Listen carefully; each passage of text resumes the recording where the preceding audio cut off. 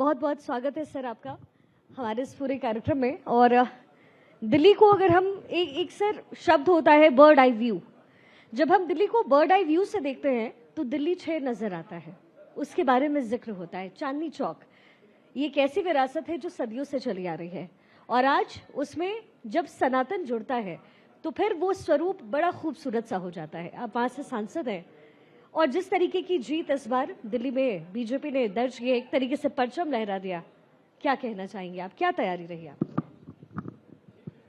सबसे पहले तो मैं आपके चैनल का और डॉक्टर जगदीश चंद्रा जी का इसलिए आभार व्यक्त करूंगा कि आपने मेरा समय एडजस्ट किया, कृपा करी। पहले एक समय हुआ, फिर दूसरा समय हुआ, अभी पार्लियामेंट एडजर्न हो गई जी, तो मैंने रिक्वेस्ट किया और आपने मेरे समय को एडजस्ट किया, उसके लिए आपका बहुत बहुत आभार।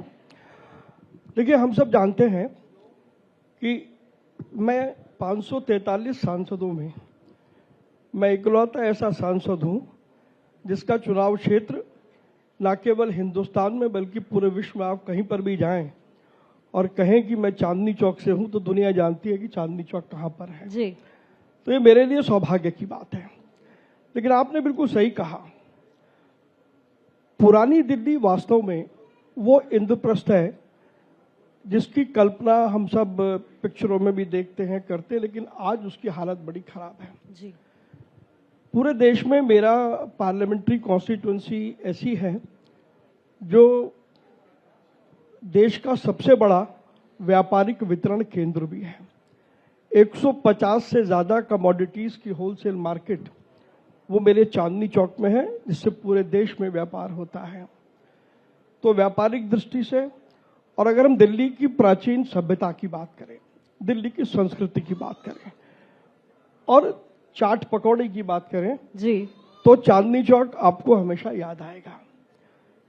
अभी दिल्ली में हमारी सरकार बनी है, अभी हमारे माननीय मंत्री सिरसा जी यहां पर बैठे हुए थे।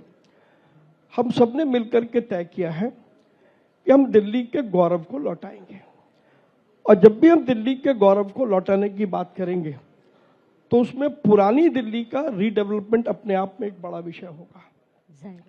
और रीडेवलपमेंट इस तरीके से हो कि जिसमें हमारी संस्कृति और सभ्यता भी बची रहे, हमारी जो गंगा जमुनी तहजीब है वो भी बची रहे, हमारा व्यापार भी बचा रहे और व्यापार के नए अवसर और अधिक रूप से विकसित हों।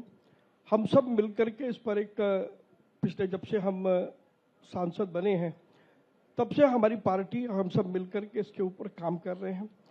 एक योजना लगभग बन गई है, मुझे लगता है कि 1 महीना और लगेगा क्योंकि अब सरकार हमारी बनी है, अभी हमारी सरकार बजट में लगी है, लेकिन अप्रैल में हम एक योजना बनाने जा रहे हैं जिसमें हम चांदनी चौक की ऐतिहासिकता को भी बरकरार रखेंगे और वहाँ जिस प्रकार का वातावरण लोगों को चाहिए, आज वहाँ की हालत बड़ी खराब है, लेकिन मैं आपको ये वादा करता हूँ कुछ समय बाद आप आराम से चांदनी चौक में टहलेंगे तो आपको वो चांदनी चौक पुराना दिखाई देगा जो इसकी कल्पना लोग करते हैं। और सर, मैं तो चाहती हूँ कि मैं शॉपिंग के लिए भी चांदनी चौक जाऊं, लेकिन बड़ा मुश्किल होता है वहां घुसना, वहां पे अंदर जाना। लेकिन आम आदमी पार्टी कह रही है कि उन्होंने भी काफी हद तक वहां चांदनी चौक में काम किया है, जो डेवलपमेंट नजर आ रहा है, ऐसा उनका दावा है। आपको क्या लगता है? देखिए, उन्होंने क्या काम किया, उन्होंने चांदनी चौक के सौंदर्यीकरण के नाम पर दिल्ली की जनता के साथ धोखा किया, दिल्ली के व्यापारियों के साथ धोखा किया। और आज अभी आपने कहा आप शॉपिंग के लिए जाना चाहती है, क्या आप आज जाएंगे? बड़ी मुश्किल होती है, बड़ी मुश्किल होगी। तो अगर आप सौंदर्यीकरण कर रहे हैं और उसके बाद भी अगर आप कहें, आज 4 साल हो गए सौंदर्यीकरण को करे हुए, और उसके बाद भी आप कहें कि बड़ी मुश्किल है, तो आपके जवाब में ही ये बात शामिल है कि चांदनी चौक को एक नया स्वरूप देने की आवश्यकता है, जहां पर लोग आसानी से जा सके, ट्रांसपोर्ट की उनको दिक्कत ना हो। और चांदनी चौक का जो मार्केट है, देखिए दिल्ली में 5 लाख से ज्यादा लोग अन्य राज्यों से प्रतिदिन आते थे यहां पर माल खरीदने के लिए, आज उनकी संख्या घट करके 2 से 2.5 लाख हो गई है। वो इसलिए क्योंकि चांदनी चौक में या सदर बाजार में या कश्मीरी गेट में या चावड़ी बाजार में उनका आने में आधा दिन खत्म हो जाता है और आधा दिन वापस जाने में खत्म हो जाता है। मैं उस परिस्थिति को बदलना चाहता हूं। मैं क्योंकि स्वयं व्यापारी हूं तो मुझे उनकी सारी समस्याओं का ज्ञान है। मैं खुद एक लंबे अरसे तक चांदनी चौक की गलियों में रहा, पला बड़ा, तो मुझे वहां की सभ्यता भी मालूम है।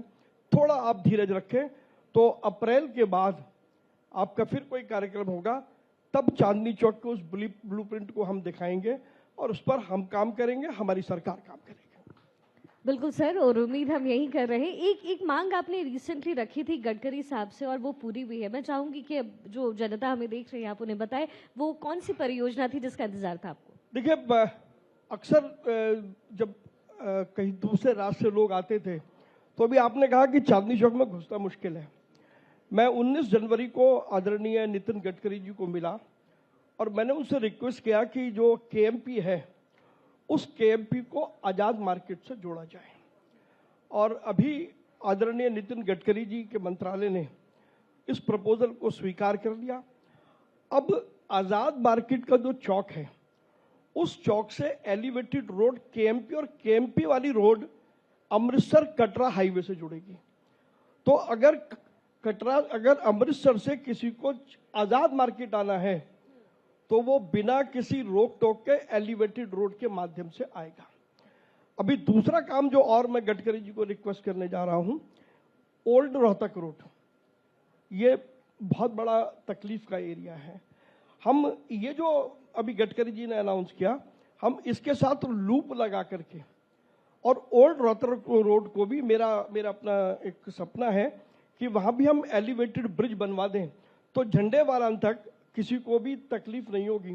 तो अगर कोई हरियाणा से आ रहा है और वो केएमपी वाली रोड पकड़ेगा जो आजाद मार्केट वाली है, वहां से लूप पर आएगा और लूप से ओल्ड रोहतक रोड से आकर के वो पहाड़गंज और पहाड़गंज के बाद नई दिल्ली बड़े आराम से आ सकता है। ये भी प्रस्ताव मैं गडकरी जी को देने जा रहा हूं।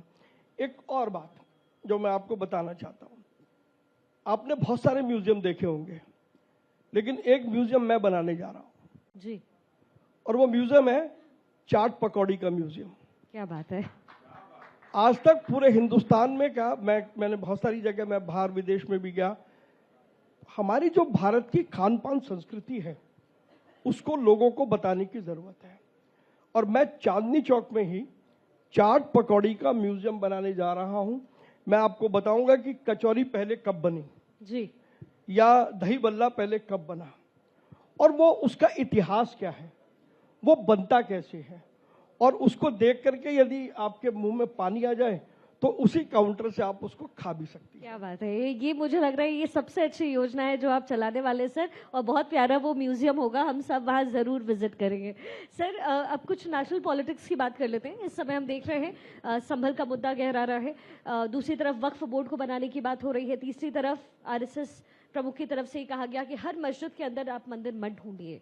क्या मायने हैं उसके, और लोगों के जहन में, लोगों के पटल पर क्या मैसेज आ रहा है? देखिए, एक बात हमको समझनी होगी, प्रधानमंत्री नरेंद्र मोदी जी के नेतृत्व में पिछले 10 वर्षों में वो काम हुआ जो पिछले 70 सालों में नहीं हुआ।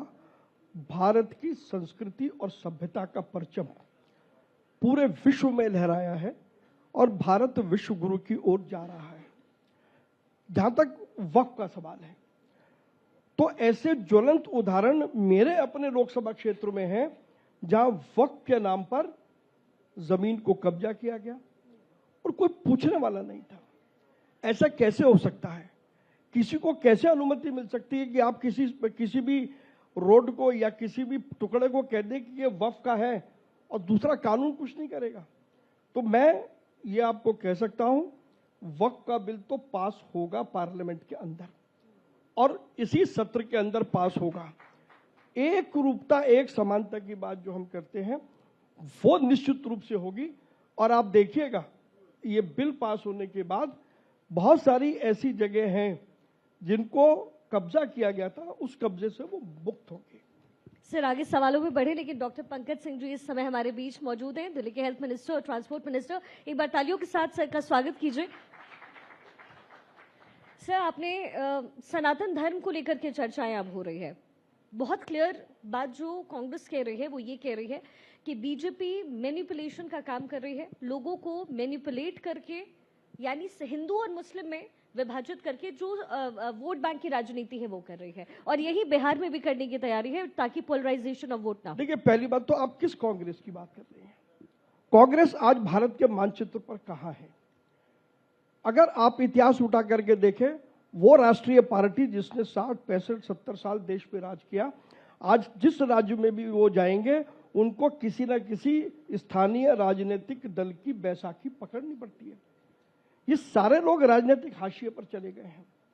और कांग्रेस क्या कर रही है? और कांग्रेस किस हक से कह सकती है?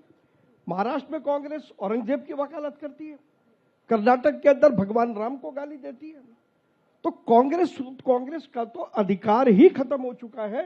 कांग्रेस का कोई नेता इतना काबिल नहीं कि वो मुद्दों पर बहस कर सके, और इसीलिए रोज संसद में वो संसद का सामना नहीं कर सकते तो संसद से बाहर शोर मचाते हैं।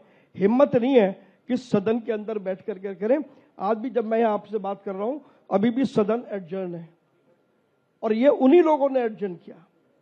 मुद्दे नहीं है, लेकिन अनावश्यक विषयों को मुद्दे बना करके विषय को खड़ा करना, क्योंकि राजनीति में आमने सामने की लड़ाई वो करने की ताकत हार चुके हैं। और मुझसे पहले अभी सिरसा जी उनके नेता के विषय में बहुत सारा ज्ञान दे गए, तो उसको मैं रिपीट नहीं करूंगा। सर, आपने ये अच्छा कहा। अब हम देख रहे हैं पार्लियामेंट जो लगभग हर बारी हो रही है, लेकिन फिर वो उनकी विपक्षी पार्टी ये कह रही है कि जब भी हम सवाल पूछने की कोशिश करते हैं आप हमें रूल बुक थमा देते हैं, आप कह देते नहीं, हम तो आप नहीं बोल सकते, ये भी कह रही है। देखिए, हम सब देखते हैं पार्लियामेंट की कार्रवाई, सब देखते हैं। जो हमारे सम्माननीय स्पीकर हैं, एक बात तो तय है, सदन चाहे वो लोकसभा हो या विधानसभा हो, चलेगा तो नियम और मर्यादा से। और हमारे जो स्पीकर साहब हैं वो पूरा पर्याप्त मौका देते हैं विपक्ष को, लेकिन क्योंकि विपक्ष चर्चा में सार्थक रूप से बहस नहीं कर सकता, इसलिए वो शोर मचाते हैं। कभी टी शर्ट पहन करके आते हैं, कभी कोई तस्वीर लेकर के आते हैं। ये संसद की मर्यादा को कम करते हैं। तो कहीं ना कहीं संसदीय नियमों का, मर्यादा का पालन वो करें तो चर्चा में उनका स्वागत है। हर चर्चा के लिए हमारा दल, हमारी पार्टी, हमारे नेता, हम सब तैयार हैं। सर, एक आखिरी सवाल आपसे। बिहार में आने वाले दिनों में चुनाव है, जात पात की राजनीति होती है। कांग्रेस और आरजेडी खासतौर पर ये कह रही है कि पोलराइजेशन ऑफ वोट ना हो, इसके लिए आप ये सनातन धर्म को लेकर के आ रहे हैं। दूसरी चीज ये कि क्या बीजेपी वहां पर छोटे भाई की भूमिका में रहेगी? ये तय है, कंफर्म्ड है, नीतीश कुमार बड़े भाई की भूमिका में रहेंगे? देखिए, ये प्रश्न का उत्तर तो भारतीय जनता पार्टी का राष्ट्रीय नेतृत्व देगा। लेकिन मैं एक बात जरूर कह सकता हूं कि हमारी पार्टी की क्रेडिटेबिलिटी है। हमने जिसका साथ पकड़ा है, भाजपा ने उसका साथ कभी नहीं छोड़ा।